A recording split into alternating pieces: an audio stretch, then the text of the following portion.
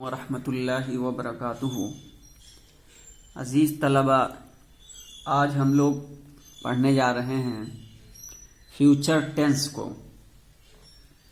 आप लोगों को इससे पहले ये बात बताई गई थी कि टेंस किसे कहते हैं और सेंटेंस किसे कहते हैं। टेंस और सेंटेंस के दरमियान क्या फ़र्क है, उस फ़र्क को भी वजाहत के साथ बताया गया था। टेंस कहते हैं ज़माने को। किसे कहते हैं? ज़माने को।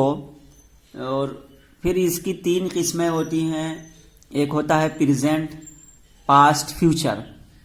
यानी प्रेजेंट हाल, पास्ट माजी, फ्यूचर मुस्तकबिल। प्रेजेंट, पास्ट, फ्यूचर, हाल, माजी, मुस्तकबिल, या माजी, हाल, मुस्तकबिल। तो तीन ज़माने होते हैं, जिनमें से दो की बहस पूरी तफसील के साथ सामने आई। वो प्रेजेंट की बहस थी और पास्ट की बहस थी। अब लास्ट ये फ्यूचर की बहस हम लोग आज से शुरू करने जा रहे हैं। Future indefinite tense. Future tense फिर इससे पहले जैसा कि आपको बताया गया था कि हर टेंस की, चाहे वो पास्ट टेंस हो या प्रेजेंट टेंस हो या फ्यूचर टेंस हो, हर एक की उसकी चार किस्में होती हैं। तो देखिए, इसकी भी यानी फ्यूचर की भी चार किस्में हैं। वो मुंदरजा झेल हैं। ये चार किस्में ये हैं। नंबर एक फ्यूचर इंडेफिनिट टेंस है, और दूसरा है फ्यूचर कंटिन्यूअस टेंस, तीसरा है फ्यूचर परफेक्ट टेंस, और चौथा है फ्यूचर परफेक्ट कंटिन्यूअस टेंस। इसी तरीके से प्रेजेंट में था present indefinite tense, present continuous tense, present perfect tense, present perfect continuous tense. Past का भी था ऐसे, past indefinite tense, past continuous tense, past perfect tense, past perfect continuous tense. इसी तरतीब से था। तो फ्यूचर टेंस इसकी चार किस्में हैं, वो ये हैं, यहां लिखी हैं। Future indefinite tense, future continuous tense, future perfect tense, future perfect continuous tense. अब आइए, आज जो सबसे पहले बहस पढ़ेंगे वो है फ्यूचर इंडेफिनिट टेंस। और फिर इनकी यानी फ्यूचर इंडेफिनिट की, इसके जो जुमले होते हैं वो तीन तरीके के होते हैं। एक होता है अफर्मेटिव, दूसरा होता है नेगेटिव, तीसरा होता है इंट्रोगेटिव। अफर्मेटिव यानी मुस्बत, नेगेटिव यानी मनफी, और इंट्रोगेटिव यानी सवालिया। और इंट्रोगेटिव में भी दो किस्में हो जाती हैं उसकी भी, एक अफर्मेटिव इंट्रोगेटिव और दूसरा नेगेटिव इंट्रोगेटिव। तो आइए अब हम देखते हैं फ्यूचर इंडेफिनिट टेंस। जब कोई काम ज़माने मुस्तकबिल में अंजाम पाए तो वो फ्यूचर इंडेफिनिट टेंस में होगा। जब कोई काम ज़माने मुस्तकबिल में अंजाम पाए, यानी जब कोई काम ज़माने मुस्तकबिल में हो तो वो जुमला क्या है? फ्यूचर इंडेफिनिट टेंस में होगा, फ्यूचर इंडेफिनिट टेंस में रहेगा। अब यहां पे ये चीज यानी तारीफ गोया कि इन्होंने बता दिया फ्यूचर इंडेफिनिट टेंस की। और उर्दू में फ्यूचर इंडेफिनिट टेंस को कहेंगे ज़माने मुस्तकबिल गैर मुतअय्यन। ज़माने मुस्तकबिल गैर मुतअय्यन। ठीक है। अब अफर्मेटिव इसके साथ जोड़ेंगे तो आप कहेंगे ज़माने मुस्तकबिल गैर मुतअय्यन के मुस्बत जुमले। अब तारीफ क्या होगी? यानी इस जमाने के जुमलों से काम का मुस्तकबिल में होना मालूम होता है। इस जमाने की जुमलों से काम का मुस्तकबिल में होना मालूम होता है, लेकिन काम के जारी रहने या पूरा होने के बारे में कुछ पता नहीं चलता। इसकी पहचान क्या होती है? जुमले के आखिर में गागी गे आएगा। क्या आएगा? गागी। अफर्मेटिव सेंटेंस जैसे मैं मुंबई जाऊंगा, आई शैल गो टू मुंबई। पहचान क्या रहेगी? जुमले के आखिर में गागी गे आएगा। ठीक है। क्या आएगा? गागी गे आएगा। आगे देखिए, अब इसका कायदा ये बता रहे हैं। ठीक है। ये यानी अब ये फ्यूचर इंडेफिनिट टेंस के अफर्मेटिव सेंटेंस है, यानी ज़माने मुस्तकबिल गैर मुतअय्यन के मुस्बत जुमले जो हैं उनका कायदा ये देखिए, बहुत शार्ट में बताया है इन्होंने। ये बताया कि अगर आप कोई उर्दू जुमला हो फ्यूचर इंडेफिनिट टेंस अफर्मेटिव का, और उसकी आप अंग्रेजी बनाने जा रहे हैं, तो आपको इन कायदों से गुजरना होगा, इसका ध्यान रखना होगा। उसमें ये आप करेंगे कि हिंदी या उर्दू जुमला जो हो उसमें सबसे पहले आप सब्जेक्ट तलाश करेंगे। फिर सबसे पहले सब्जेक्ट लिखेंगे, उस सब्जेक्ट के बाद में विल या शैल, ये हेल्पिंग वर्ब है, किसका हेल्पिंग वर्ब है? फ्यूचर इंडेफिनिट टेंस का। तो सबसे पहले सब्जेक्ट लाएंगे, उसके बाद में विल या शैल लाएंगे, फिर वर्ब की फर्स्ट फॉर्म, फिर ऑब्जेक्ट। अच्छा, ये आपको मालूम होना चाहिए कि कहां विल लाएंगे और कहां शैल लाएंगे। तो अगर आपका फाइल क्या है, आई और वी है, तो वहां पे शैल लाएंगे। ध्यान दीजिए, यहां आई और वी है अगर फाइल, तो शैल लाएंगे और बकिया के साथ विल लेकर आएंगे। तो सबसे पहले सब्जेक्ट, फिर फाइल अगर आई वी है तो शैल वरना विल, और वर्ब की फर्स्ट फॉर्म, फिर ऑब्जेक्ट लेकर के आएंगे।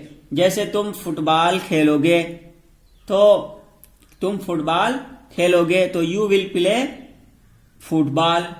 ऐसे कहना हो कि मैं एक आम खाऊंगा, तो आई शैल ईट a mango, I shell eat a mango. तो ये बात हो गई अफर्मेटिव की। अब नेगेटिव की आ जाइए, यानी फ्यूचर इंडेफिनिट टेंस के नेगेटिव सेंटेंसेस, यानी ज़माने मुस्तकबिल गैर मुतय्यन के मनफी जुमले। जैसे हामिद चाय नहीं पिएगा, अब चूंकि नेगेटिव इसलिए कि उसमें नहीं आएगा, नहीं पिएगा। तो देखिए, इसमें सबसे पहले यहां पे कायदा इन्होंने दे दिया शॉर्ट में। आप क्या करेंगे, इसमें भी सबसे पहले सब्जेक्ट तलाश करेंगे। देखिए, हामिद चाय नहीं पिएगा, इसमें सबसे पहले सब्जेक्ट तलाश करेंगे तो हामिद मिलेगा। क्योंकि सब्जेक्ट कहते हैं फाइल को, करने वाले को, तो सबसे पहले सब्जेक्ट हामिद यहां लिख दिया गया। फिर शैल या विल, यानी सब्जेक्ट के हिसाब से शैल लाओगे या विल, तो चूंकि आई वी के साथ शैल आता है, बाकी के साथ विल, तो इसलिए देखिए विल आया। फिर अब यहां पे एक चीज और, नॉट कहां लाओगे? तो सबसे पहले सब्जेक्ट, फिर शैल या विल, फिर नॉट लाओगे। देखिए यहां विल के बाद नॉट लाए, फिर वर्ब की फर्स्ट फॉर्म, और फिर आखिर में ऑब्जेक्ट। तो ये नेगेटिव का कायदा हुआ। नेगेटिव सेंटेंस जैसे हामिद चाय नहीं पिएगा, Hamid will not take tea. ठीक है, तो इसका कायदा इन्होंने यहां यह बताया कि सबसे पहले आप सब्जेक्ट रखेंगे, फिर शैल या विल को, फिर नॉट को, फिर वर्ब की फर्स्ट फॉर्म को, फिर ऑब्जेक्ट को। अब ये हो गया, यानी हर टेंस के क्या है, उसके जो जुमले होते हैं अफर्मेटिव में होते हैं, नेगेटिव और इंट्रोगेटिव में होते हैं। तो अफर्मेटिव नेगेटिव की बात सामने आई। अब इंट्रोगेटिव के बारे में आते हैं।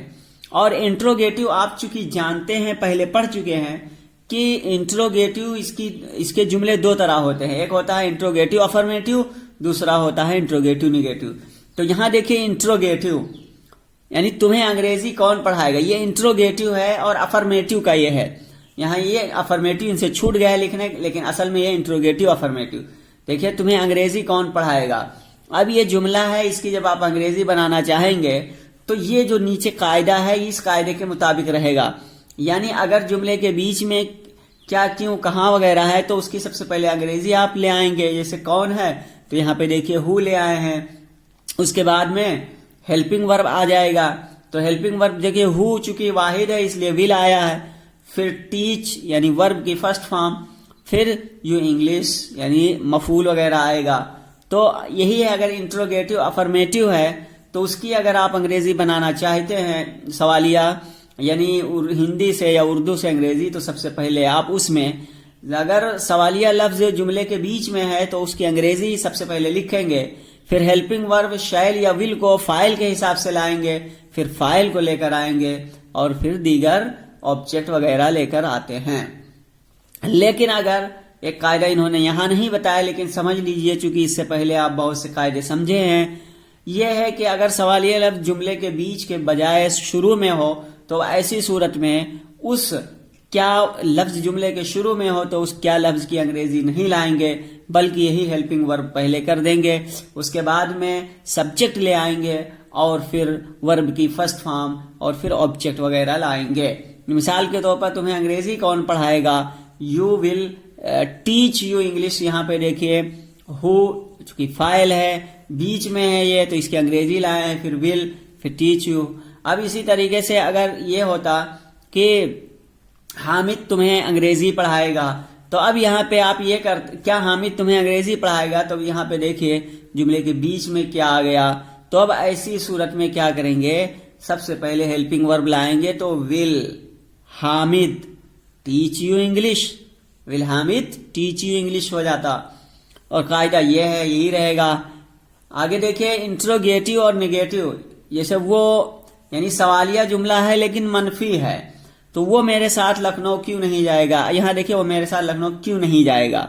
तो अब जब आप इसकी अंग्रेजी बनाना चाहेंगे तो आप ये ध्यान रखेंगे कि नॉट कहाँ लाना है, बाकी ये ऊपर जो कायदा है उसी तरह रहेगा। तो देखिए why will he not go to Lucknow with me, ठीक है, वो मेरे साथ लखनऊ क्यों नहीं जाएगा। तो यहाँ पे देखिए क्यों की सबसे पहले अंग्रेजी लाए वाई, उसके बाद में हेल्पिंग वर्ब विल लेकर आए हैं, फिर यहाँ पे देखिए वर्ब सब्जेक्ट लेकर आए ही, फिर सब्जेक्ट के बाद में नॉट लाए हैं, और फिर वर्ब की फर्स्ट फॉर्म, फिर ऑब्जेक्ट वगैरह लाए हैं। नोट इस टेंस के दो हेल्पिंग वर्ब होते हैं, किसके, यानी फ्यूचर इंडेफिनिट टेंस के दो हेल्पिंग वर्ब होते हैं, एक होता है शैल, दूसरा होता है विल।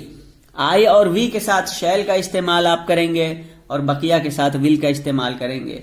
इस तरह से अगर अंग्रेजी जुमले में विल शैल के साथ वर्ब का पहला फॉर्म इस्तेमाल हो तो ऐसी सूरत में इसका तर्जुमा गा गी गे से करेंगे। अजीज तलबा, ये फ्यूचर इंडेफिनिट टेंस यानी ज़माने मुस्तकबिल गैर मुतय्यन के अफर्मेटिव, नेगेटिव, इंट्रोगेटिव सबका का ये कायदा था।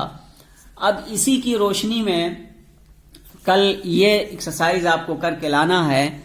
Translate into Urdu, I shall go to Mumbai tomorrow, my uncle will bring a beautiful watch for me, my mother will tell us an interesting story, I shall not leave for London tomorrow.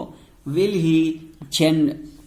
the gentle boy not like the company of bad boys? Interesting, दिलचस्प, leave for रवाना होना, company साथ रहना, hints यानी इशारे। इसके बाद देखिए ट्रांसलेट इनटू इंग्लिश, यानी यहाँ पे कुछ उर्दू जुमले हैं, इनकी अंग्रेजी बना के लाना है। मैं सुबह 8 बजे स्कूल जाऊंगा, मेरा भाई इस स्कूल में तालीम हासिल नहीं करेगा, क्या तुम मुझे किताब खरीदने के लिए पैसे दोगे, तुम कल कहाँ जाओगे, बकरियां खेत में घास क्यों नहीं चरेंगी। हेंस तालीम हासिल करना, गेन द नॉलेज। अजीज तलबा, ये था फ्यूचर टेंस के बारे में। आज के लिए बस इतना ही, फिर आपको मिलूंगा कल अगली वीडियो में। अस्सलामु अलैकुम व रहमतुल्लाहि व बरकातुहू।